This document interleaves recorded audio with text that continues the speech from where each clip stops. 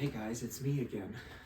I am on a roll. I just made my last video like 14 hours ago.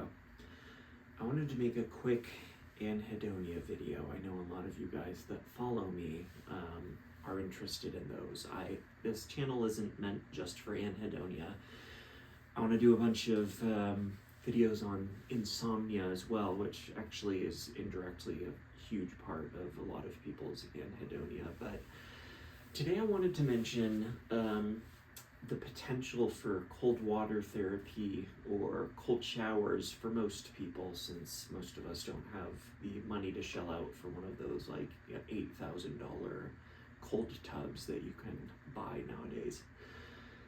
A study just recently came out. It was small and it wasn't controlled or anything.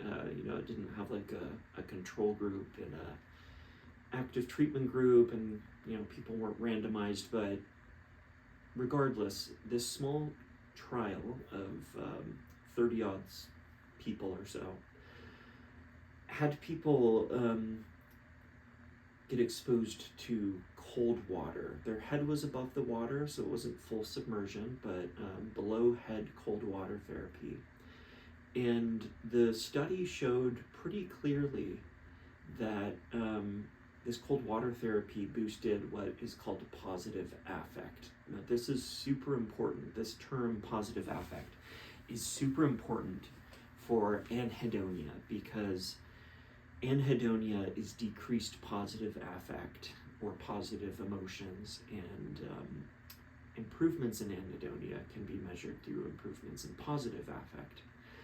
So essentially, this study showed that cold water therapy was able to boost positive emotions, which is really the big issue with anhedonia. For those that aren't familiar with my other videos, anhedonia is the decreased ability to experience positive emotions, things like joy, pleasure, excitement, anticipation for things that should give them excitement.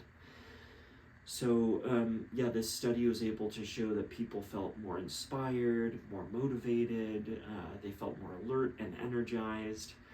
So this is a big deal, and the reason why it doesn't bother me too much that the study wasn't bigger and it wasn't randomized or controlled is because this is such a low risk intervention that my threshold for being excited about a potential therapy for anhedonia, my excitement is still there despite the relatively low quality of the study, because the risks are so small in trying this. Anyone can take a cold shower. Anyone can just crank it down to the lowest possible temperature and potentially experience these benefits. So I actually have a lot of personal experience with cold water therapy. There was this 8-month period about 9 years ago where for 8 months straight, and a huge stint of that was during the winter, I only took ice cold showers. And every 2 or 3 days, me and my friend would actually drive 10 minutes away to this lake during the winter. It was so cold that we would have to kick sheets of ice out of the way to actually get in it. And anyone that's taken an ice cold shower or has taken a polar bear plunge or whatever it's called, they'll tell you, and anyone that's done this knows, that this absolutely gives you a mood and energy and focus boost that, if you do it correctly, can last for hours, sometimes the entire day. And a couple keys to cold water therapy, though, in my experience. First of all, the reason why this works for boosting mood and energy is because your body interprets this cold water as an emergency, right? So it will presumably dump norepinephrine, dopamine, other feel-good chemicals into your brain because your body assumes that you've accidentally fallen into ice cold water, and it needs to boost all of these chemicals that make you feel good to give you the energy and focus to get out of that situation. right? So your brain can't tell the difference between a modern day ice cold shower that we're going out of our way to indulge in versus a potentially catastrophic accident where you've fallen off of a cliff into icy water. So we can harness our body's natural mechanisms to boost our mood.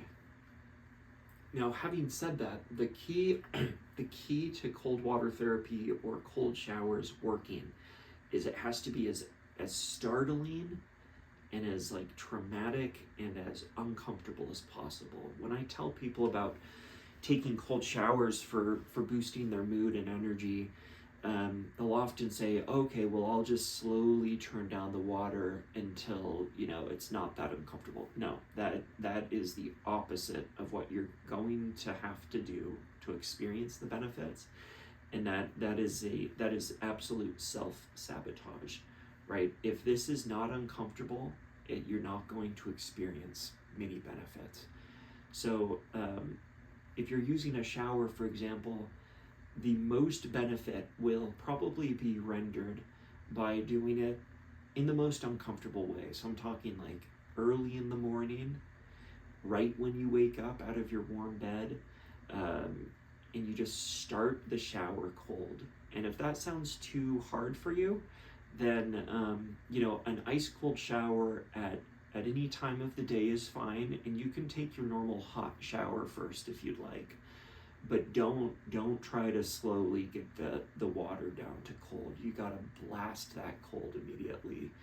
And the longer you can stay in the shower or the water, the better the effects and the more long lasting the effects are going to be. So, if you can only tolerate 20 seconds in the beginning, that's okay. But the longer, the better. Like if you were to take a 10-minute ice cold shower, try this, come back into the comment section. I can almost guarantee you that this will boost positive emotions for you. Having said all of this, none of this is medical advice. I can't specifically recommend cold water therapy to anyone that isn't a patient, and you guys aren't my patients, so that's my medical disclaimer.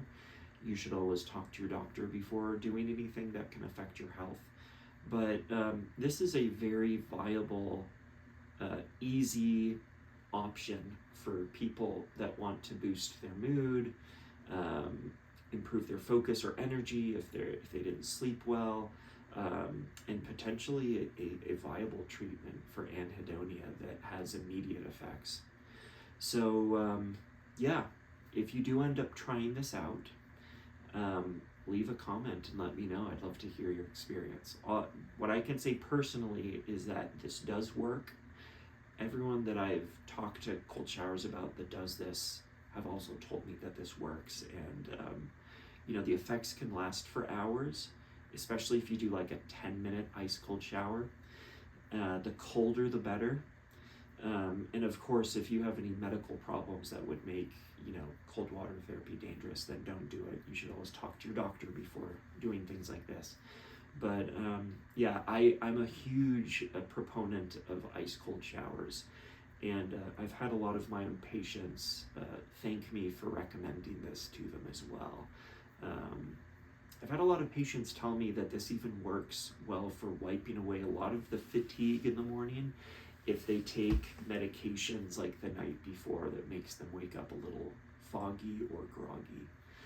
So I think that's everything I wanted to say about cold water therapy. There's been other studies years ago that also are suggestive that this can boost mood in people as well. So it's an interesting thing to try for sure. And I'll link the study in the description, the study that I was mentioning in the beginning of this video.